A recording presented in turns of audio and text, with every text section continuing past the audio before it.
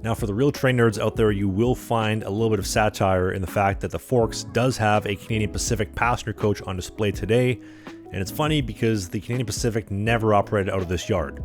But the coolest relic in Winnipeg is the former Canadian National steam locomotive 6043, and she's actually on display at Assiniboine Park. 6043 would go into service for Canadian National in 1929, spending most of her life operating between Vancouver and the Rockies, as well as Saskatoon and here in Winnipeg. And obviously she is monstrous. I mean, clocking in at over 500,000 pounds, that is 300 tons.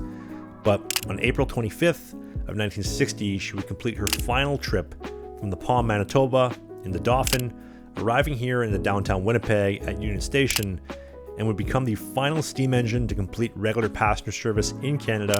Also note the Fort Garry Hotel standing tall in the background behind her. And in 1962, she was retired and placed on display at Assiniboine Park, where the slumbering giant has been frozen in time ever since. And as cool as it would have been to live in an era when steam did reign supreme in Canada, remember the Royal Alexandra Hotel that I mentioned earlier? Well, this is a little bit sad.